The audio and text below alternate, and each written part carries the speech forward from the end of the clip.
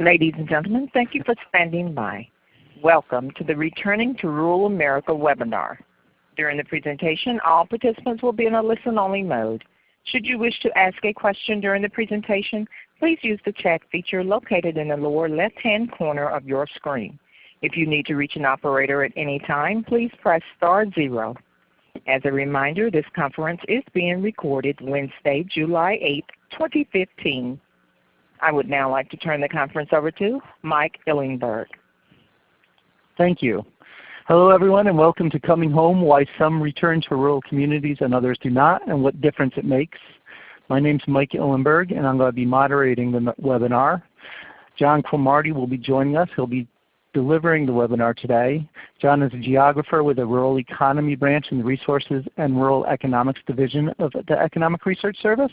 He conducts research on rural migration, population distribution, and the effects of demographic change on rural policymakers on definitions used in USDA's rural development programs. He serves as a consultant to the Office of Management and Budget on metropolitan area definitions and to the American Community Survey. John is a visiting lecturer in the Department of Geography at George Washington University, where he has taught a class on population geography. Welcome, John. Thank you, Mike, and good afternoon, everyone. Today I'm going to be discussing the contents of a USDA report titled Factors Affecting Former Residents Returning to Rural Communities. And an article summarizing this report was released just this Monday in the ERS magazine, Amber Waves. The findings that I'm going to talk about today come from interviews conducted in 21 communities across rural America. It's a project that was funded by USDA's National Research Initiative, and the work was done by a team which included myself and two colleagues from the University of Montana. Professor Christiana von Reichert of the Department of Geography and her student Ryan Arthen. The purpose of the project was to answer three relatively straightforward questions. Why do some people return to remote rural areas, and why do others choose not to return? And what impacts do return migrants make on their home communities? So this webinar might be of interest to you if you are concerned about the well-being of small towns, their economic future, and especially if you focus on challenges associated with rural population loss and outmigration. Or you may be looking more generally at rural economic development strategies and simply want to consider what can be done to increase return migration to your area or community or to rural America in general. So the fact is we don't know a lot about return migration because it's hard to measure directly. You do have data on residents from the census, but it's just not precise enough to really measure rural return migration. We do know that return migration typically happens at certain ages, such as when couples are settling down to raise families or when people are retiring. What this graph is showing is the percentage of population lost or gained at different ages, from the under 5s here on the left to 80 to 84-year-olds at the far right, and comparing urban and rural areas. So what we can see is the average or median rural county lost 28% of their 20 to 24-year-olds during the 2000s, compared to only 8% for the typical metro county. And most rural people are aware of this part, the fact that there's this large outmigration of young kids right after high school. What this graph also shows that is often not appreciated or is well known is that rural migration gains are highest during this the settling down period. That is for adults in their 30s and for their kids. They're under 10-year-old, very young children. And we believe that return migration likely plays a role in these particular age groups. So the interview approach that we used was meant to get at key questions directly as expressed by the migrants themselves, such as why did you choose to return home? So we only visited places in a subset of rural counties, shown here in blue, that we identified as remote. They are not near large cities, and they don't have access to interstate highways or regional airports. Now we focused on these areas not because return migration is unimportant elsewhere, it is, but because these types of counties have a harder time attracting newcomers. So they depend much more on attracting returnees to offset any population loss. We also ruled out most of the really scenic areas with strong recreation and tourism economies for the same reason. Those types of areas are better situated to attract newcomers. And finally, the 21 communities that we selected for this study that are shown here on the map in their approximate locations only to avoid disclosure were located in counties that at the time were experiencing population loss from net outmigration. The innovative approach that we used in this study involved conducting interviews at high school reunion events. Former residents attend these events, so they provide this unique opportunity to simultaneously interview three types of people: stayers, those people who never moved away; returnees who moved away but had come back at some point; and non-returnees who moved away and still live somewhere else at the time of the interview. Now, getting permission to attend reunions began with phone calls to schools, newspapers, chambers of commerce, and it really depended mostly on connecting with reunion organizers. And I have to just say, we owe the organizers a special thanks since their cooperation made this work possible. Also to their classmates who were very generous in responding to our questions. We did roughly 300 interviews during 2008 and 2009. These were open-ended interviews that we tried to keep short and informal, but they always included questions about reasons for returning or not returning. We talked to returnees about the impacts they made, like starting businesses, holding offices, volunteering. We asked non-returnees if they had thought about coming back and what stopped them.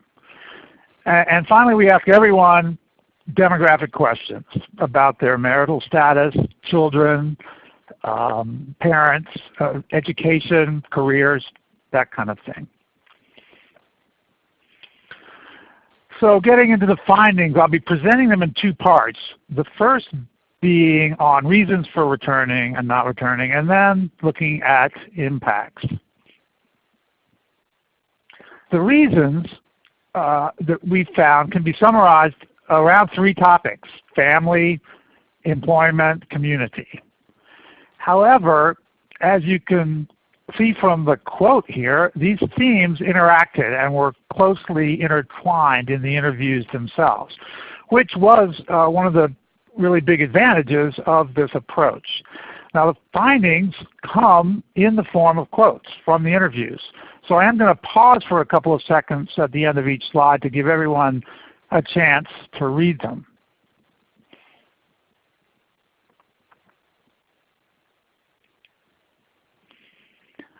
Raising children back home was the most common reason mentioned among return migrants that we interviewed. Most of them were in that stage of life, in their late 20s or 30s when they came home. They came home with spouses, they brought young children with them, or they started families soon after they came home. They talked a lot about the value of family connections for raising their kids in a small town. Some of them even stated quite emphatically that they would not have moved back were it not for their children. And this theme of career sacrifice came up repeatedly, for instance in the quote on the left.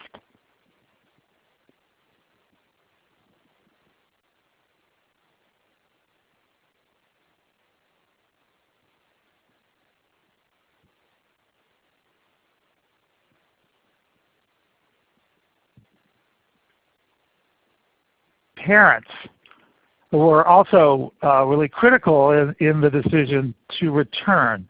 The quote on the left has one of the most common sentiments we heard. I wanted my kids to know their grandparents. There weren't a lot of moves that we heard about in these interviews at least that were because someone needed to take care of aging parents. And that's because most of the returnees we talked to were in their late 20s or 30s with relatively healthy parents, even likely to still be working.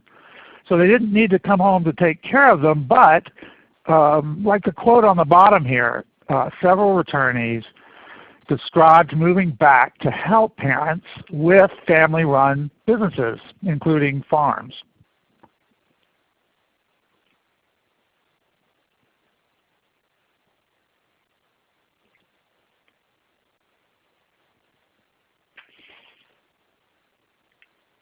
And this was the big demographic difference between returnees and non-returnees that we talked to. Almost all returnees had parents still at home, whereas many returnees did not. And non-returnees were much more likely to be single, or they were married but not planning on having any kids. They sometimes just didn't have that family motivation and the strong social ties remaining back to home communities, and this seemed to greatly reduce the likelihood of returning.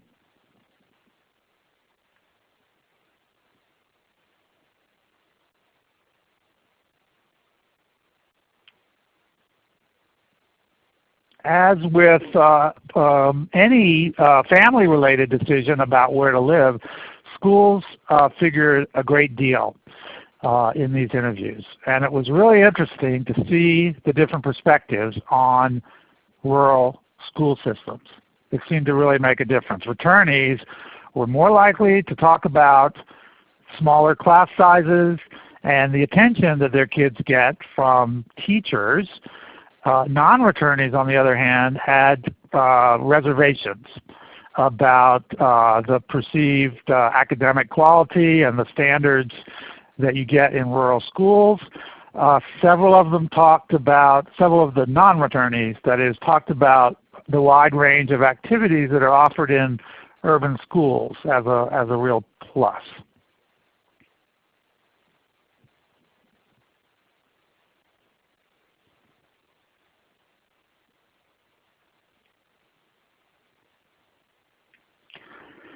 And this was, to me, a really interesting finding. School sports came up in a surprising number of conversations. Several returnees talked about small school sizes because their children could participate in sports and other school-related activities. They could do a lot of different things at the same time. In contrast, a small number of returnees mentioned the more competitive sports environment of big city schools and the chance to win college scholarships as a reason for staying away.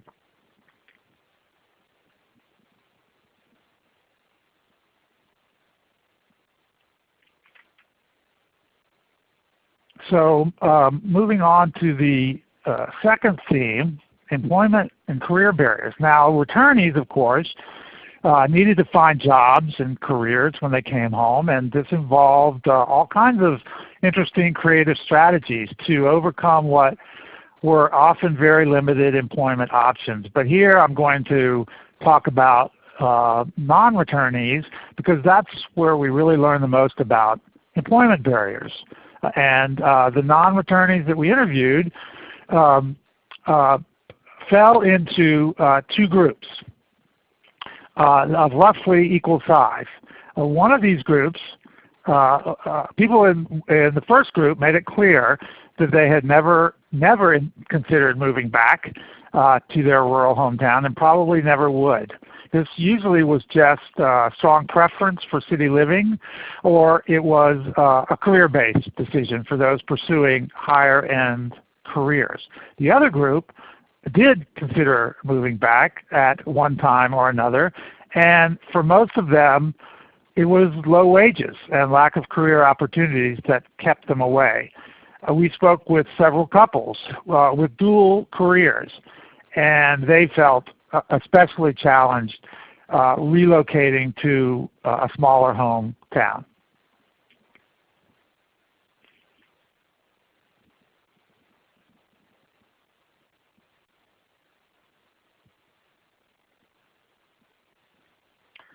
The third set of reasons centered on aspects of the hometowns themselves. So this would be both physical and social aspects. And again, it really helped to compare returnees and non-returnees. Return migrants describe lots of positive aspects about their hometowns. They liked the familiarity. They'd been missing these close connections with neighbors, and they really appreciated the slower pace of life. Returnees often expressed the belief that rural schools and neighborhoods were safer for their kids. And another factor that came up a lot was simply the physical compactness of small communities. It made for shorter trips for work, shopping, and for visiting friends and family. The fact that there were woods and rivers and lakes nearby was highly valued. Returnees wanted to pass on these experiences they had growing up, the camping trips, the hunting, the fishing, the hiking. Also, they liked the municipal parks, the community centers, and another real surprise for me, bike paths came up a lot in conversations.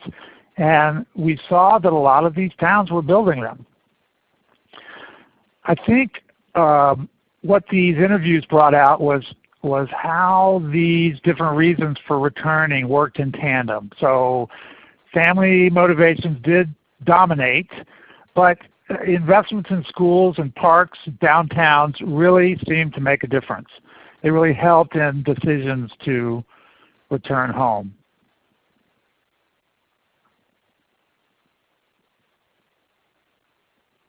So for non-returnees, it was the lack of urban amenities, the restaurants, the theaters, sports teams, made it hard to move back. A lot of conversations centered on what was left in the downtown sections of their hometowns. A lot of them had changed over the years and lost businesses. And non-returnees said they missed the drugstore or the bowling alley where they used to hang out. They also tended to be less attracted to the tight-knit social world of small towns. They valued the greater sense of privacy available in big cities.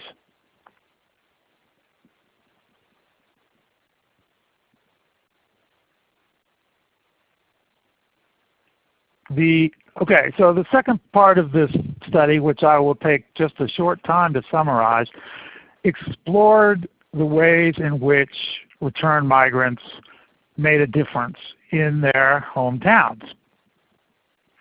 These impacts can be organized into 3 themes: demographic, economic, and social. So starting with the demographic impacts, return migration is usually pretty small from what we can tell from the data. It's never a large migration stream, especially compared to the initial out-migration right after high school. But return migrants do add to the population to some extent, and especially those with families who add more people back into the population than were removed when they left on their own. Children of returnees are typically quite young, which means they have a better chance to establish strong friendships and other ties to the community. Also, return migrants add to the education levels of small towns. They usually attended college, spent time working or serving in the military while they were away, and they brought back that kind of training and experience with them.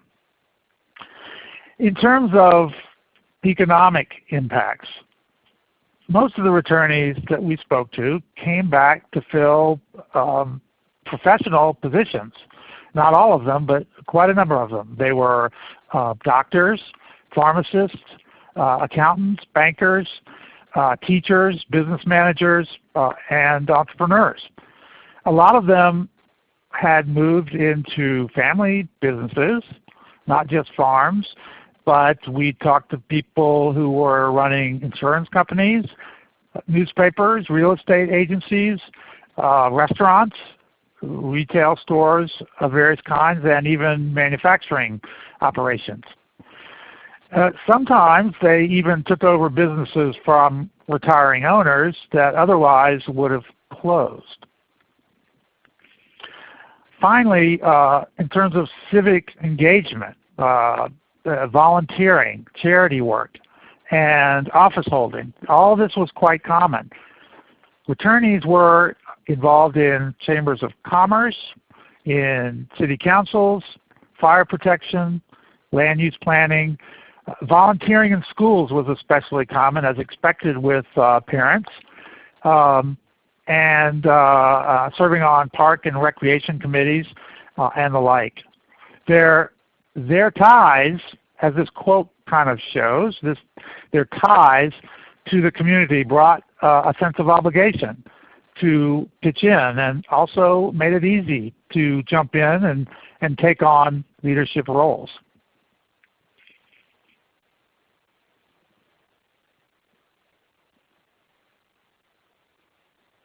So in summary, these interviews show pretty clearly that family motivations do dominate in the decision to return, that employment and career options are the critical barriers to returning, and that aspects of the towns themselves, community assets, make a big difference.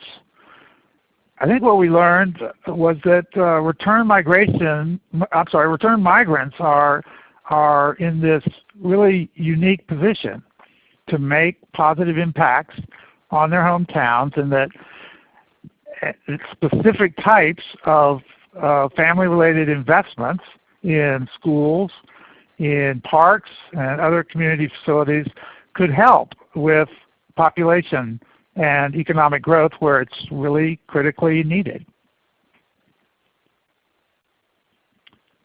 So there are several articles that go into more depth about particular topics. For example, I didn't get to talk a lot about what's in this first article, just what do return migrants do for a living once they come home, and that's a very interesting aspect of the story. You can find this same list of articles in the back of the ERS report or in the Amber Ways article. the links are provided here. So thank you very much, and I'm happy to take questions.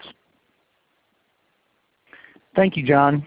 If you have any questions, you can enter them into the chat, and I will reiterate them for those who cannot see the chat. I do have a couple questions that have come up while you were talking, John, and I'll just go right into those. One of the first questions we had was, did you see parallels between the reasoning return migrants between cities and rural towns, what their reasoning was, and what the reasoning is behind maybe international migration and return migration trends? I missed the very first part of that question. Can you repeat the first part? Absolutely. Is there a parallel between the reasoning the return migrants that you spoke with had between coming back to a small city or from a city to a town as perhaps somebody who traveled internationally or had migrated internationally returned? Yeah, sure. I think return migration is a universal phenomenon. It was one of the earliest laws of migration to be discovered, that every migration stream generates a return migration stream.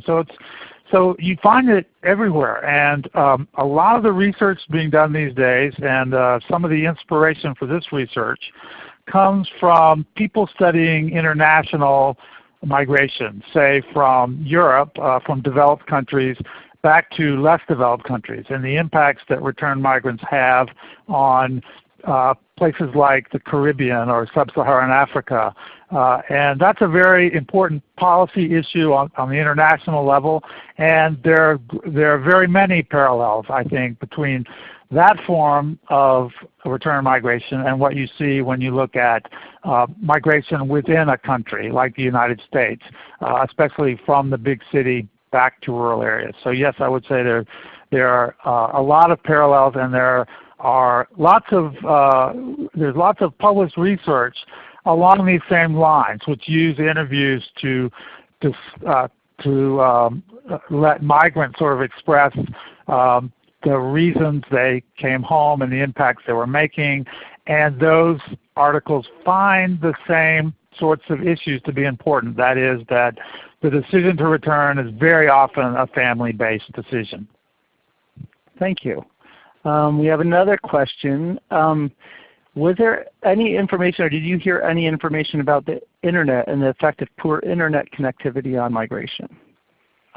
Surprisingly, we did not. And maybe that's because the people that are running Internet businesses may not have been quite as publicly available as others, because we did, in addition to attending reunion events, we spent 2 or 3 days in each town speaking with community leaders and talking with people on Main Street, people who were running businesses, and we actually added a lot of interviews of returnees from that part of the visit, as well as the high school unions. So we talked to people running stores and running bike shops and community leaders, school principals, etc. And we did try to ask about the impact of the Internet, and there would always be a mention of 1 or 2 people that came back. And we did talk to people who said, yes, I'm back here. I have to go back to the city once or twice a month to do my job, but otherwise I'm connected to my work through the Internet. There was evidence of it. I wouldn't say there was a lot. Great. We have another question. Did you find that most returnees stayed there for good, or did you find that they migrated out after being there for a short time? I would say the majority of the people that we spoke with did not have plans to move away again. They were in the settling down phase, and they were, and especially if they had children, they had pretty much settled in for the time being. There were a number of interviews that described some back and forth, like 2 or 3 times, or moving back home and then moving away again. But it wasn't wasn't really all that common. There certainly were people who were among non-returnees who had made several moves. That wasn't uncommon, but it seemed like that was a relatively permanent situation for most of the returnees we talked to. Great. Ken wants to know if you could give us some idea of how the people who attend high school reunions in the small towns might compare to the overall high school class that they graduated in, or the population of these types of counties more generally. That's a very good question. And it does relate to, I think, some of the bias inherent in this approach that we discuss in the report to some degree. We found that it was, for instance, much easier to talk to returnees and non-returnees rather than stayers, and that obviously, or not obviously, but that high school reunions tended to be attended by relatively more successful people with families, and that in particular we would miss interviewing people who did not complete high school. So there were some definite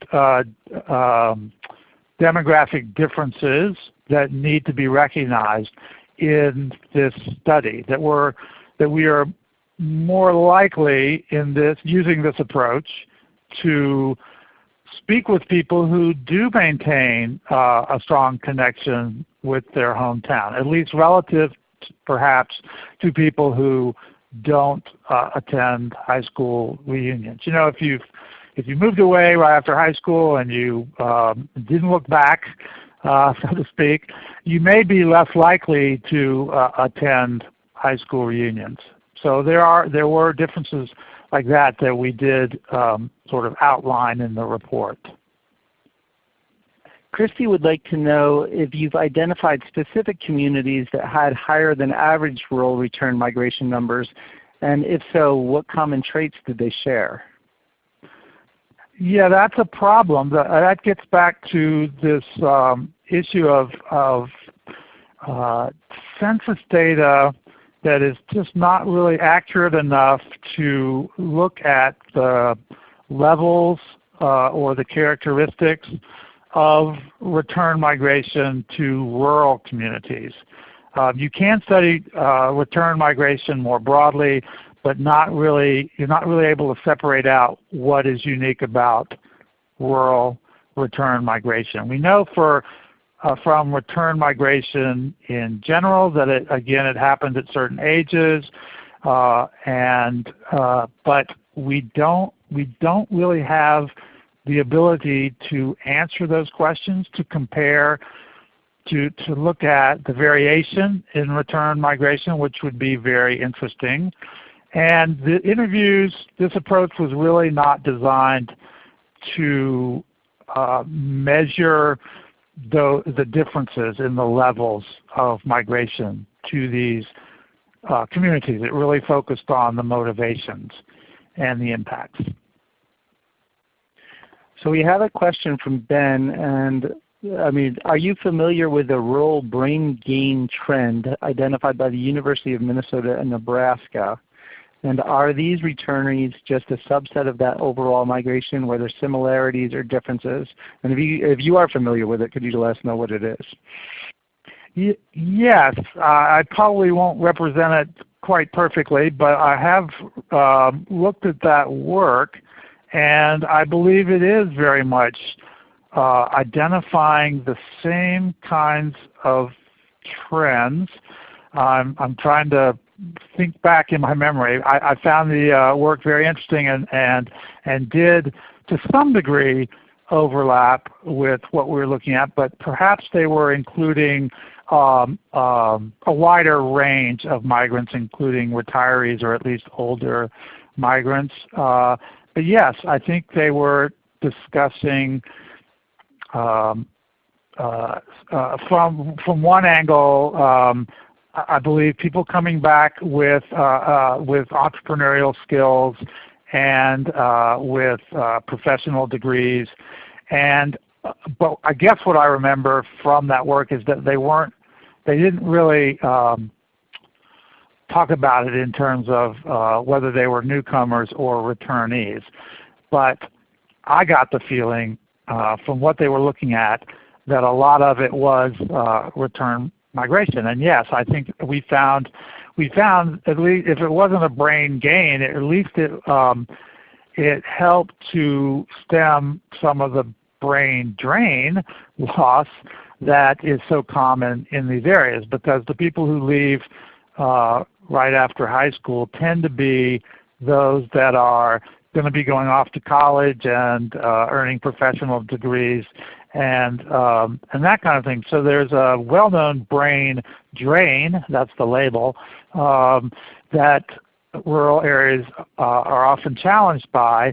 And what these people have identified is that a lot of times that's offset by a brain gain later in life. Great. We have one last question from David. He was wondering what the population range of the communities in which you did the interviews. I think you touched on that, but maybe you want to just repeat it. I don't know. I don't think I did. They tended, for the counties themselves, it tended to be the more rural of rural counties. That is, those that are remote and that tend to not be able to attract newcomers, and therefore they have more sparse populations. However, the need to identify class reunions for specific reunion anniversaries, 10, 15, 20 anniversaries, meant that we couldn't visit the smallest towns. And I don't have my statistics in front of me, and I'm probably going to misquote my own article, but it tended to be towns above the 5,000 range, and but no larger than, say, 20,000. So it was in that range, that rough range, I believe. Not the smallest of the small, and not the larger of rural communities, but in that 5,000 to 20,000 range. Great, thank you. I think that we've gone through all of the questions. Just to wrap up, I want to thank John again for joining us and giving us this talk today. The webinar will be available. It will be recorded and put on the ERS website. A few people have asked about receiving copies of the presentation. You can either contact John directly, and you see his email there on the screen, or you can contact me and we'll make that available to you. My email address is millenberg, millenberg @ers.usda.gov. And thank you again. Thank you, John, and I hope everyone has a great day. Thanks, Mike.